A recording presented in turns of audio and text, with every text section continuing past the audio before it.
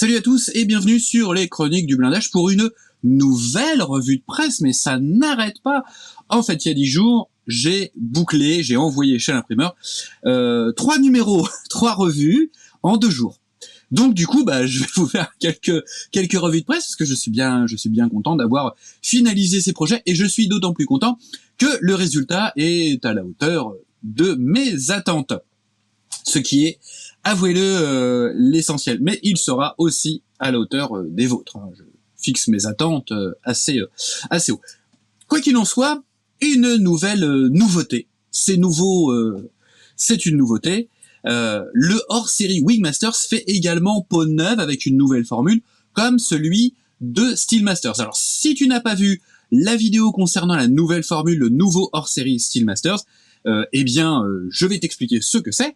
Et par contre, si tu as déjà vu la vidéo de Steelmasters, tu peux un petit peu avancer jusqu'à la description du sommaire de cette monographie. Donc pour ceux qui ne sont pas au courant, qui ont raté ma précédente vidéo sur le hors-série Steelmasters, oui, le hors-série, les hors-séries font peau neuve, avec un changement de format, donc un format qu'on appelle carré, qui est pas vraiment carré, vous le voyez bien ici, mais nous on appelle ça carré.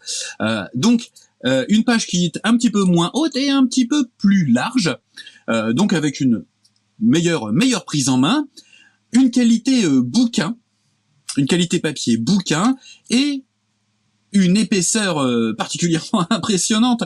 Non, en fait, une augmentation de pages puisqu'on est maintenant à 132 pages. Alors, ce nouveau format, je vais me répéter par rapport à la vidéo sur le hors-série Steelmasters, mais ce nouveau format, ce n'est pas un livre, ce n'est pas un magazine, c'est un MOOC, compression de l'anglais magazine et book, donc que j'aime appeler, moi, un MOOC. Alors, c'est quoi un MOOC? Eh bien, c'est un livre qui s'est déguisé en magazine pour se glisser discrètement dans les rayons de la presse, puisque presse et librairie sont deux réseaux normalement différents. Donc, ce petit filou là, il a tout d'un livre, mais il est distribué en presse à un prix presse, puisqu'il est à 14,90 €. Alors si vous êtes un petit peu consommateur de livres, du hobby, etc., un bouquin maquette 132 pages n'est pas vendu à 14,90 €. En général, c'est beaucoup plus cher. Donc là, plein d'avantages. Vous pouvez le trouver en presse, bien entendu. S'il n'est plus disponible en presse, vous pourrez le commander sur notre site. Je mettrai le lien dans la description. Je mettrai également le lien pour le trouver près de chez vous, en presse, ou dans les rayons presse des grandes surfaces, puisque maintenant c'est l'une des premières... des premiers lieux d'achat de presse, c'est les rayons presse des grandes surfaces. Du coup, j'ai perdu le fil de ce que je disais. Je ne sais plus. Qu'est-ce que je disais? Donc, un nouveau format, un prix qui est pas trop cher. Je le dis rarement, mais là, je trouve que bon, c'est voilà.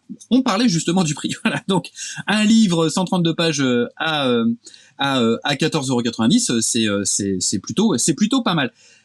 D'autant plus que le contenu est largement à la hauteur de ce qu'on aurait pu faire en livre. Alors d'abord, on a 7 montages dans ce hors-série autour d'un thème que je voulais développer depuis un petit moment. Donc là, c'était vraiment l'occasion. Le thème, c'était des avions, des Warbirds, des avions de la Deuxième Guerre mondiale, principalement, toutes nations confondues, mais aux couleurs françaises. Donc qui ont été, pendant la Seconde Guerre mondiale, aux couleurs françaises, ou alors par la suite, qui ont été utilisés par l'armée de l'air, jusque dans les années 50-60.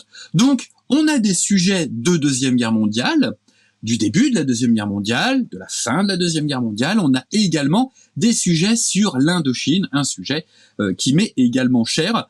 Donc, 7 montages, 7 auteurs se sont rassemblés se sont fédérés autour de ce sujet pour nous concocter quelque chose de vraiment très très bien.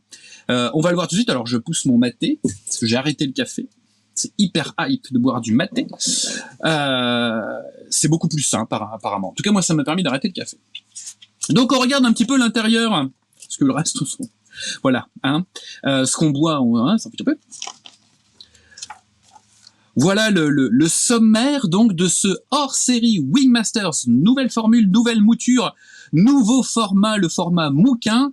Donc ce Mouquin sur les avions Warbird aux couleurs françaises, avec, je vous le disais, pas moins de 7 montages, donc sur 132 pages. L'avantage réellement de ce type de support, hein, si on compare par rapport au magazine où on a un nombre de pages qui est moindre et du coup un petit peu moins de place, mais il faut conserver la diversité des sujets, donc on est toujours un petit peu obligé de faire avec ce côté un petit peu, parfois un petit peu étriqué, hein, je vous le cache pas, sur certains articles ça peut paraître un peu compliqué, c'est pour ça que des fois je coupe en 2 parties, mais là, sur 132 pages, eh bien on a pu faire quelque chose de vraiment beaucoup moins dense, avec beaucoup plus, on a pu mettre beaucoup plus de photos, et vous allez le voir, donc la petite réclame pour notre annonceur Prince Auguste. Et vous avez vu, donc on a changé également la mise en page et on a introduit le concept de pin-up à l'intérieur même des articles. Alors pin-up, c'est pas une nana en sous-vêtements, hein, désolé. Il s'agit en fait de grandes photos, puisque d'habitude la chose qu'on fait sur les bimestriels, c'est qu'on met des photos d'ouverture du modèle terminé. Et en fin d'article, on met des photos du modèle terminé avec des petites photos galeries. Là, l'idée, c'est de continuer toujours à avoir une entrée avec le modèle qu'on va traiter terminé, d'avoir une sortie avec des photos, sortie d'article avec des photos du modèle terminé, mais également à l'intérieur de l'article, d'avoir, voilà. Donc au milieu des pas à pas, toujours pour se remettre en fait en tête, se remémorer le résultat qui va être obtenu, d'avoir ces grandes photos sur, on en a une très très grande aussi, voilà, vous voyez, grande photo comme ça. Donc vous avez vu une mise en page qui est beaucoup moins dense, avec des photos beaucoup plus grandes. Et donc le premier sujet au 1/32e, le premier chapitre, eh bien c'est un Messerschmitt Bf 109 E3, donc qui a été capturé en France en 1937, et du coup on l'a un petit peu testé et on lui a mis la cocarde française. C'est du 1/32e et c'est Corentin Aubruge qui nous a réalisé ce magnifique Bf 109. Alors bien entendu 1/32e, donc on ne rechigne pas, on ouvre la baie moteur et on y va, on détaille. Vous verrez un petit peu tout ce que l'ami Corentin, voilà, tout ce que l'ami Corentin a rajouté. Au 1/32e, c'est toujours bien d'avoir un moteur comme ça visible. Cockpit est magnifique. Donc vous regarderez, c'est la maquette Édouard, hein, avec ces fameuses pin-up. Le moteur, alors il y a 132 pages, donc je vais aller un petit peu vite hein, sur le tournage de pages, l'effeuillage, mais vous regarderez ça tranquillement en maison de la presse, pendant que Madame fera ses courses, que les enfants seront au rayon jouets, eh bien vous serez au rayon librairie pour feuilleter, et vous vous rendrez compte que c'est du beau contenu, c'est un beau contenant, pas trop cher, franchement, c'est de la bombe bébé comme on dit.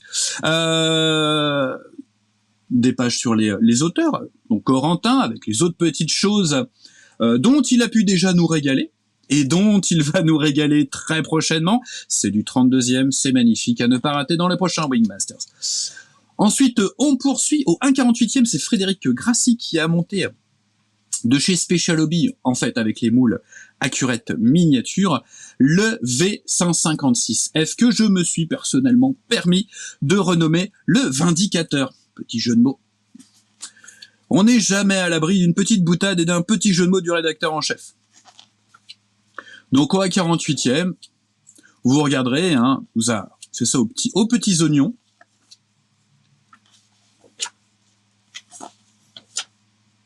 Petite page réclame, petite page sur Fred, avec notamment son P17 au 1/32e que j'avais eu l'occasion de voir à Saumur, me semble-t-il, avec petite question-réponse, hein, la petite interview habituelle. Emmanuel Perne nous gratifie d'un très joli Era Cobra en 1943 du groupe de chasse Travail. C'est la maquette Édouard au 1/48e, maquette qui a 20 ans. et qui se tient encore bien. Hein. Une belle maturité pour ce modèle de P39 qui a été réédité dernièrement hein, chez Edouard. Petite page consacrée à Emmanuel, qui n'a pas souhaité avoir sa photo figurant dans son interview. Du côté du 1/72e, eh bien, on a un Boston Mark IV du groupe de bombardement Lorraine en 1944. Donc c'est l'œuvre de Pierre Baudru, notre spécialiste 1/72e. C'est pareil, hein, il s'en est donné à cœur joie sur le détaillage, vous verrez ça tranquillement.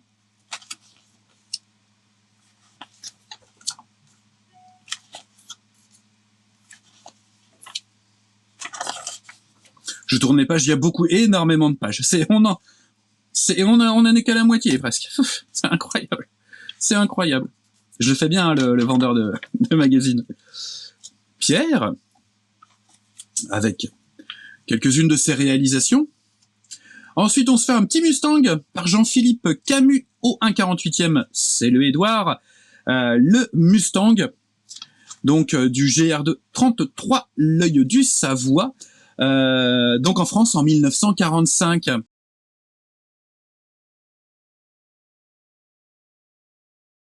Joli teint alu avec des jolies variations hein, sur l'alu. Les œuvres de Jean-Philippe Camus avec petite présentation. On revient au 1/32e avec Pierre. Pierre qui nous a fait un RUF. Mais qu'est-ce que c'est qu'un RUF? Eh bien c'est un 0 en version hydravion. Et il a été utilisé par les Français en Indochine. Enfin, il a été utilisé une fois. Et il s'est crashé parce qu'apparemment, son pilote voulait impressionner une huile qui était au sol. Et je crois qu'il a voulu faire un looping ou un truc comme ça. Ce qui n'est pas forcément conseillé avec ce type d'appareil. Voilà, donc je vous parlais des pin-up. Hein. Cette grosse photo, là, on voit bien le détail. Une très très jolie maquette pour un sujet hyper original et encore plus aux couleurs françaises.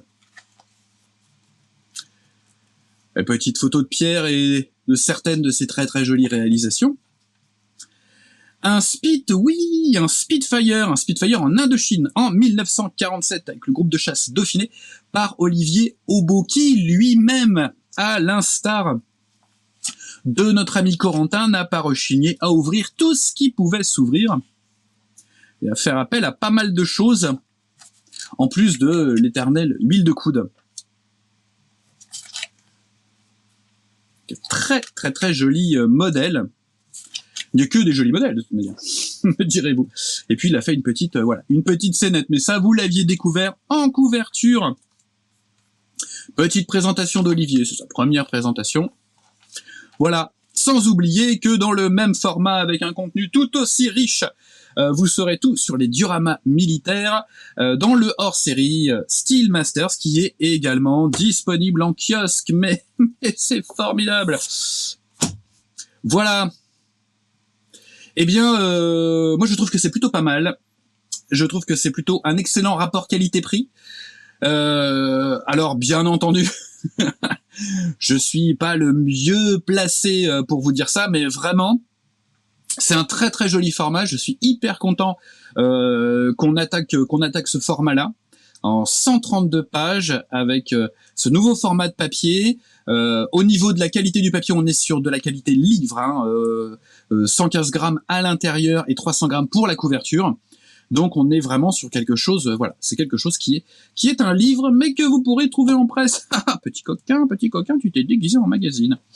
Voilà, sur ce, eh bien écoutez, je vais finir mon maté, parce que je n'étais pas encore assez énervé comme ça. Et puis, je vous dis à très vite. Bonne maquette, faites attention à vous, faites attention aux autres, et j'ai encore oublié de brancher mon Dextream, et je vais être obligé d'utiliser ma souris pour lancer le générique de fin. Allez, à très vite.